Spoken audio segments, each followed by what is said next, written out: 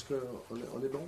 On peut démarrer, oui. Bah, bonjour, donc oui, merci d'avoir répondu à notre invitation au niveau de la juridiction marseillaise, donc le parquet, puisque vous le savez, c'est le procureur qui s'exprime, vous faire un bilan sur cette année un petit peu particulière sur Marseille, avec une augmentation très forte des narcomicides et une sorte de bilan en cette fin d'année. Le bilan à la fois en termes d'homicide, de tentatives, mais également un bilan en termes d'arrestation et de poursuites qui ont été engagées, et puis dresser avec vous quelques perspectives pour l'année prochaine, puisque même si vous l'avez constaté depuis quelques semaines, la pression retombe un petit peu, la situation reste naturellement fragile et il va falloir continuer à travailler sur la durée pour lutter contre ce phénomène. Alors, cette année a connu un nombre d'homicides et de tentatives d'homicides volontaires dans le cadre du narco-banditisme à un niveau historiquement jamais atteint, puisque nous avons eu sur l'agglomération marseillaise 51 homicides, mais dont 47 sont liés au narcotrafic sur l'agglomération marseillaise et 123 blessés, dont 118 liés au narcotrafic, donc dans le cadre de tentatives d'assassinat. Alors, pour l'inscrire dans une perspective un petit peu plus de long terme historique, si on peut dire, l'année dernière avait déjà connu une hausse importante du nombre de victimes, avec 33 personnes décédées et 43 personnes blessées. Donc on est dans une aggravation par rapport à un phénomène qui était déjà à un très haut niveau en 2022. Et si on compare aux années précédentes, effectivement, en 2021, nous avions eu à déplorer 26 décès, et en 2020, 20 décès. Alors, nous avons suffisamment de recul pour vous dresser quelques typologies. Mon prédécesseur, Madame Dominique Laurence, ne souhaitait plus qu'on emploie le terme de règlement de compte, et elle avait tout à fait raison. C'est la première à avoir trouvé ce terme de narcomicide, puisque les règlements de compte, traditionnellement, et qui malheureusement existent depuis toujours à Marseille, sont des faits qui visent des individus impliqués à un certain niveau de criminalité organisée. Depuis de nombreux mois, on constate que les personnes victimes présentent des profils très différents de ceux qui relèvent de ce qu'on appelait le milieu traditionnel et le règlement de compte classique, avec une vraie dépersonnalisation des personnes ciblées par les faits. Et donc on a pu dresser une typologie avec 4 types de victimes. La première, c'est la plus classique, celle qui aurait pu encore relever de ce qu'on appelle le règlement de compte. Donc l'assassinat de personnes présentant un ancrage certain dans la criminalité organisée et en général dans le trafic de drogue en particulier, avec une affiliation à un groupe criminel identifié. Il y en a dans les victimes de cette année, mais ils sont minoritaires. Une deuxième catégorie de victimes, c'est les plus spectaculaires, c'est des personnes qui sont souvent jeunes, qui ont été recrutées comme guetteurs, vendeurs, qui travaillent ou qui sont présents sur le lieu de vente de stupéfiants et qui sont visés en tant que tels, avec comme objectif c'est 2 catégories là-dedans, des jeunes, des victimes jeunes, voire très jeunes, et un phénomène qui est apparu en cours d'année, également des personnes un petit peu moins jeunes, mais en situation irrégulière. On pourra développer, mais c'est le fameux phénomène des jobbers. Vous avez des problèmes à recruter sur les points de deal, pour les raisons du risque vital engagé, vous êtes obligé d'aller recruter ailleurs, ou de recruter des personnes en situation de très forte précarité et qui sont arrivées de fraîche date sur le territoire national. Donc c'est la deuxième catégorie de victimes.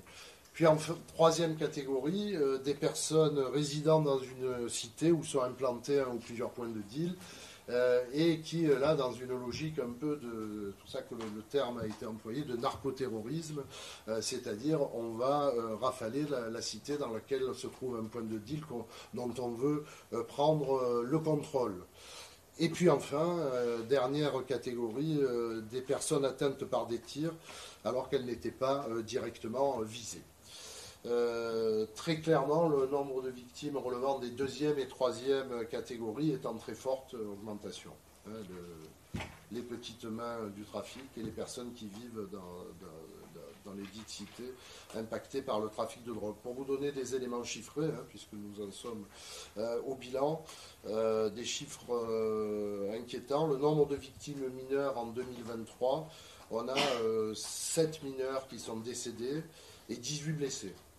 Mineurs. Le nombre de femmes victimes, là aussi, c'est quelque chose de nouveau et de très inquiétant. 3 personnes décédées, 4 personnes blessées lors de ces attaques et de ces opérations. Et on constate cette diversification également au niveau des auteurs, avec un très très fort rajeunissement des mises en cause. Et avec un deuxième point, ils sont jeunes et logiquement, ils ne sont pas très fortement encore ancrés dans la criminalité. Et pourtant, ils sont poursuivis pour avoir commis l'irréparable. Ainsi, deux individus, je ne citerai pas de nom aujourd'hui, naturellement, mais je veux m'arrêter sur 2 individus interpellés au cours du premier semestre et qui sont susceptibles d'être impliqués dans plusieurs assassinats, sont âgés de 18 et de 19 ans. Sans antécédent en rapport avec la gravité des faits pour lesquels ils sont mis en cause. Et donc là, je peux là aussi vous donner quelques chiffres. Le nombre d'auteurs mineurs mis en examen en 2023 sur des dossiers d'homicide involontaire ou de tentative d'homicide involontaire sont au nombre de 6, ce qui représente 11% des mises en cause, mais surtout 51% des auteurs mis en examen, c'est-à-dire des personnes qui ont été interpellées par la police et qui ont été mises en examen par des juges d'instruction. Donc 51% des auteurs ont entre 18 et 21 ans. Donc si vous prenez dans les auteurs interpellés, entre 14 et 21 ans, ça représente plus de 60% des auteurs mis en examen. Donc nous connaissons un très fort rajeunissement de ces auteurs. Troisième point un peu saillant, c'est la féminisation des personnes mises en cause. Ça aussi, c'est un phénomène nouveau.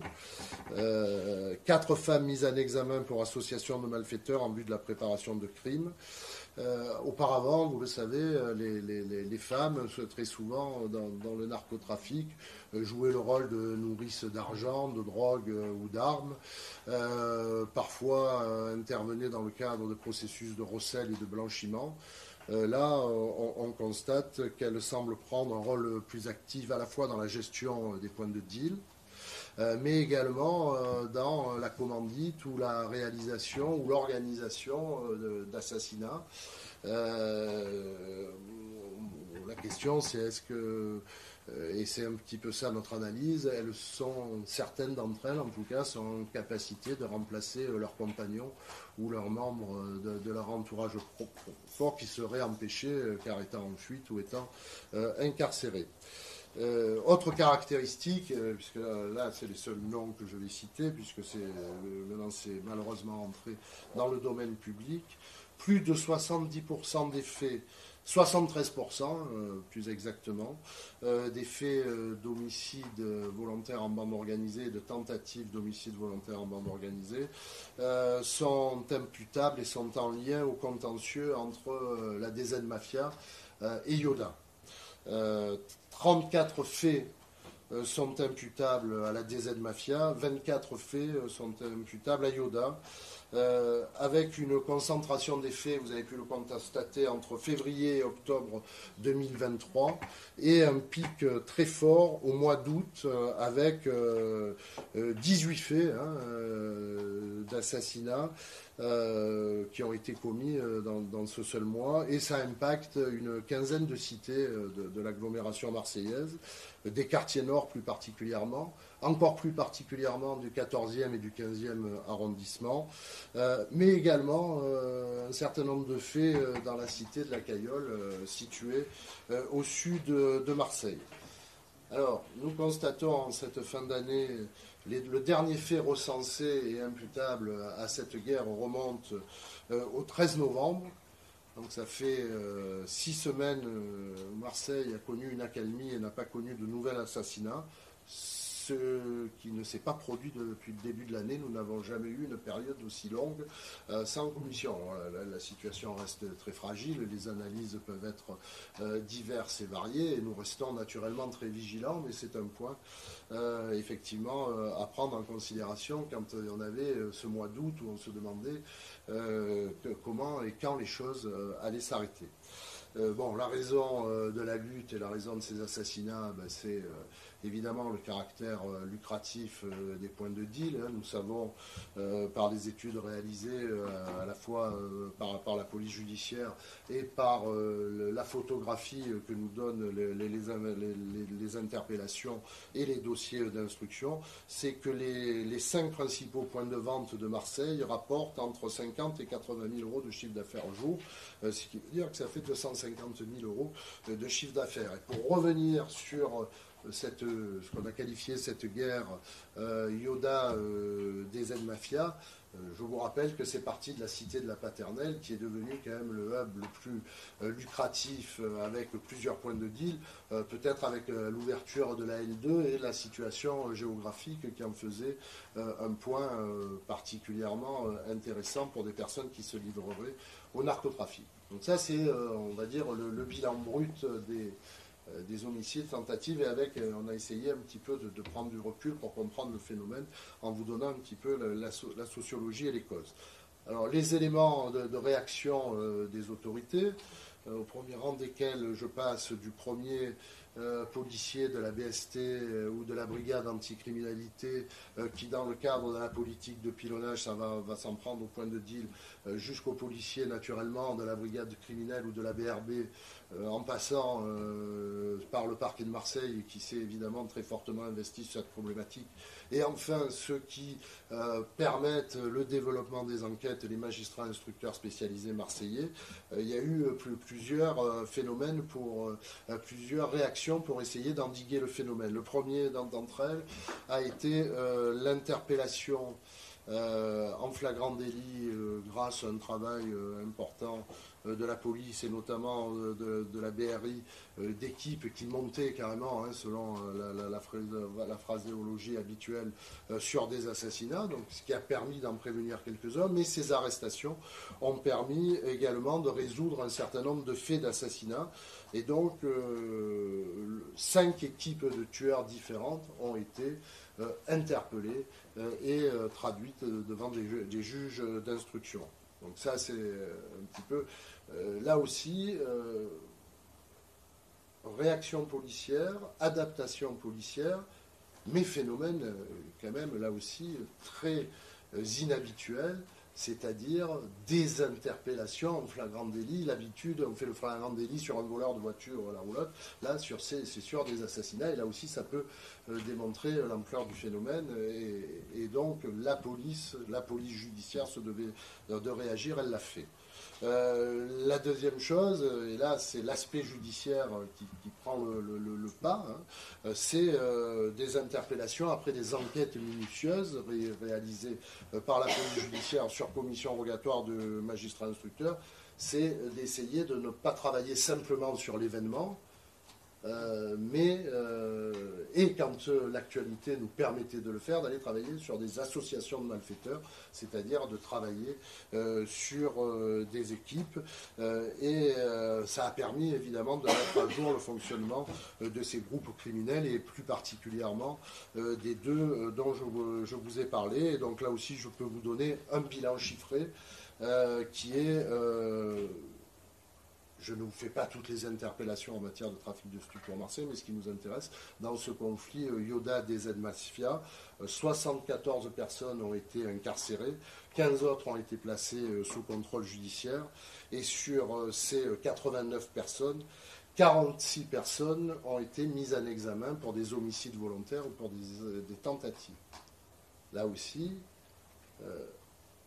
réaction à la hauteur des enjeux, puisque c'est un taux d'élucidation jamais connu par rapport à ce qu'on appelle des règlements de compte. Alors il y a aussi la jeunesse, le caractère peu sécurisé de ces commandos qui montent, certainement, mais il y a également une réaction très forte qui a été mise en œuvre.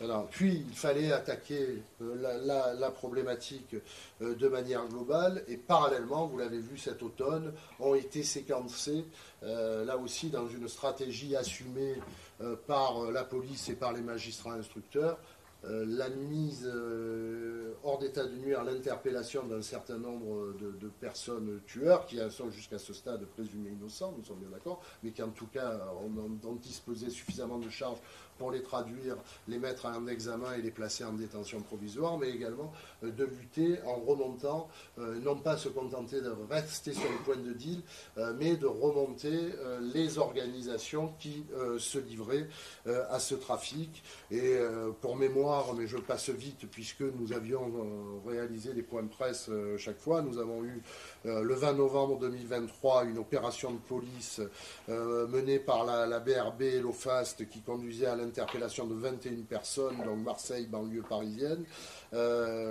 pour des faits d'association de malfaiteurs. 28 novembre 2023, l'OFAST menait une vaste opération, 26 personnes interpellées, avec 20 personnes qui étaient déférées. 4 décembre 2023, là on s'attaque aux auteurs avec 5 personnes interpellées dont un mineur, et donc ils vont tous être mis en examen pour des assassinats et des tentatives d'assassinat. Et également, parce que la problématique elle est protéiforme et elle se diffuse, nous avons une juridiction interrégionale spécialisée à Marseille, et évidemment nous nous saisissons des faits en lien avec ce conflit et qui peuvent essaimer sur l'ensemble de l'interrégion, et c'est évidemment la vague d'interpellation qui a été faite sur l'agglomération nîmoise pour l'assassinat du petit Fayed, dont tout le monde se souvient, le 21 août 2023.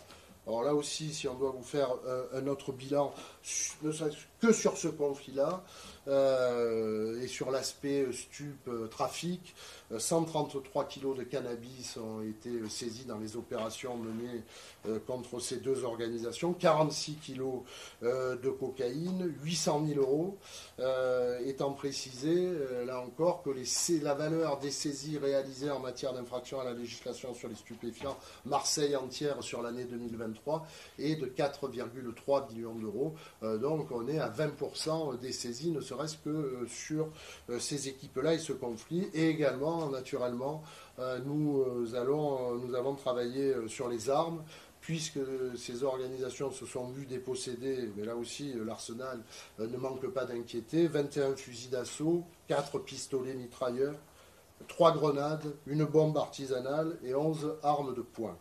Ce qui correspond à une proportion importante des fusils d'assaut et des armes de guerre saisies sur toute l'année, en tout compris, qui est de 203 armes saisies. Donc là aussi, vous ferez rapidement la proportion entre les uns entre ces éléments-là. Donc ça, c'est sur cet aspect-là. J'ai souhaité, et sur suggestion de mes collègues qui travaillent sur cette problématique depuis très longtemps, à essayer d'adopter, nous en sommes au début, naturellement, une complémentarité des réponses. Nous poursuivons une action très forte contre les clients, puisque d'un côté, il y a le travail qui est fait par la préfecture de police avec les policiers de terrain qui ont multiplié, mais c'est elle qui pourra vous donner les chiffres de manière considérable, les AFD, c'est-à-dire 200 euros, il faut que ça revienne, et avec une vraie volonté de recouvrer les amendes, parce qu'il ne suffit pas de les faire avec un taux, mais là aussi, ça sera à elle de vous le communiquer, qui est bien supérieur à la moyenne nationale.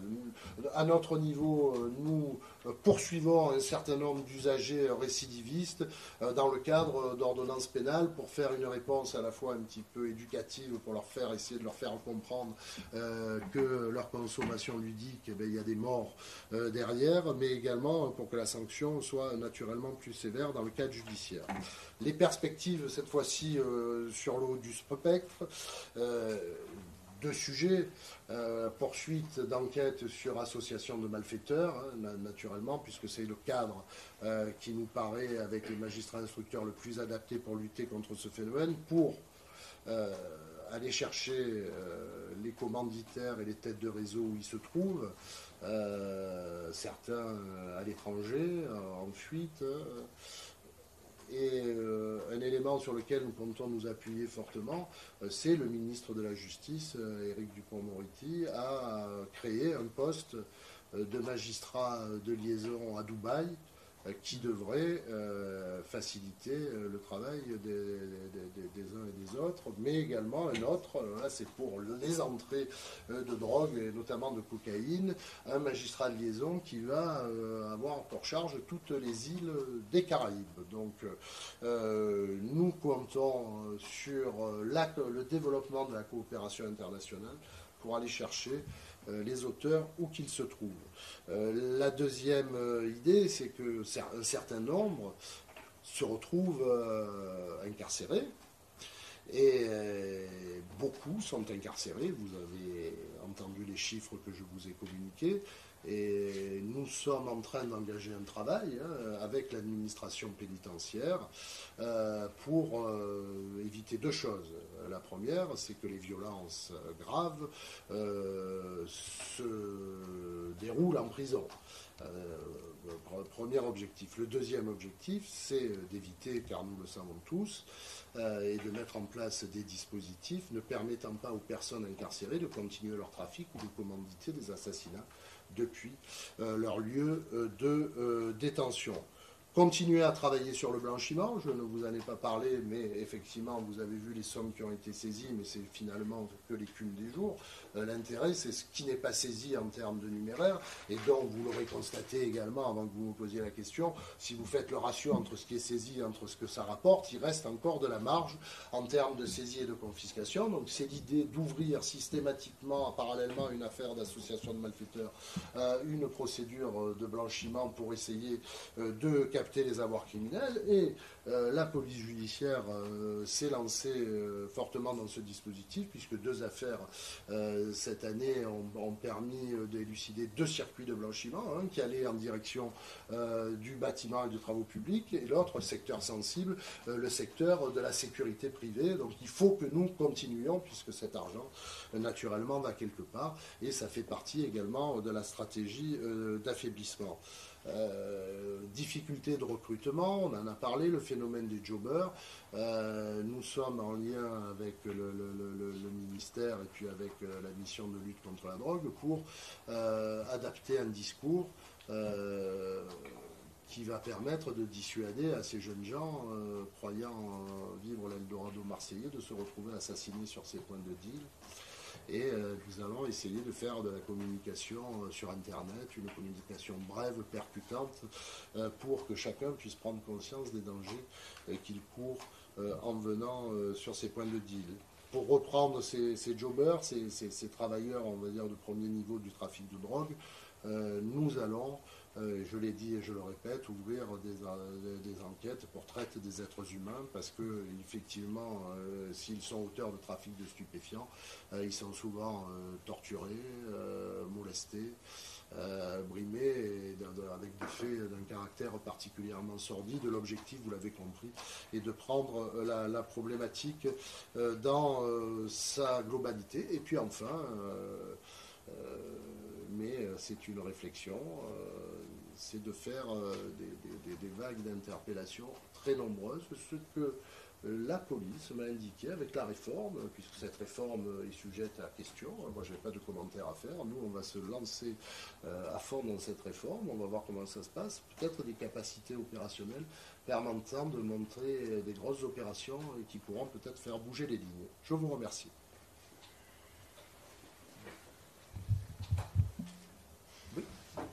Merci pour le Figaro. J'avais une question sur le profil des personnes que vous avez interpellées sur la deuxième mafia et Yoda. Je veux dire, c'était aussi des personnes qui étaient très jeunes. Est-ce que ça confirme là? Est-ce que vous avez des chiffres là-dessus? Oui, c'est les chiffres que je vous ai donnés, hein, sur les 47 personnes mises en examen, les 46 personnes mises en examen dans le cadre des homicides volontaires et tentatives d'homicide volontaire. 61% d'entre eux entre 14 et 21 ans. 51% ont entre 18 et 21 ans et 6%, 11 d'entre eux étaient âgés de 14 à 17 ans. Donc c'est effectivement un phénomène de rajeunissement évident. Je vais prendre 4-5 questions, mais je vous écoute. Ouais. Les magistrats de liaison, ils sont opérationnels déjà ou c'est un projet? Le poste est créé. Ah d'accord, ils ne sont pas pourvus. Non. Dubaï et dans les Caraïbes. Oui, absolument. Sainte-Lucie.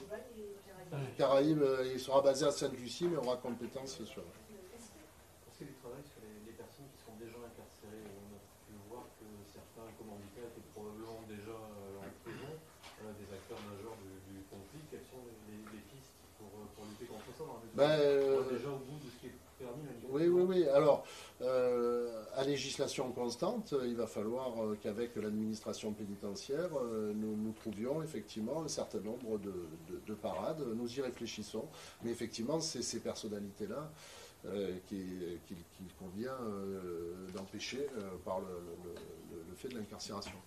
Est-ce que vous avez une idée de la proportion d'assassinats qui sont commandités depuis la détention?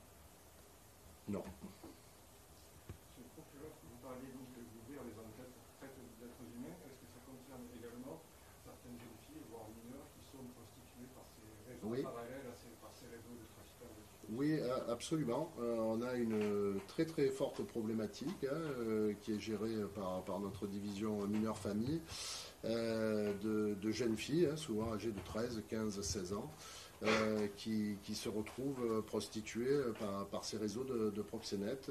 Ça rentre également dans ce cadre-là.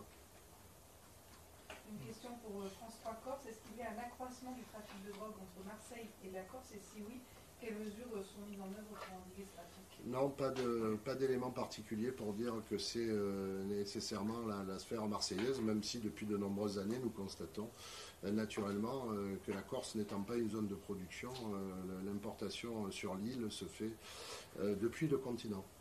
Est-ce que vous liez la gagnée de 6 dernières semaines aux coups de filet qui ont eu lieu début novembre?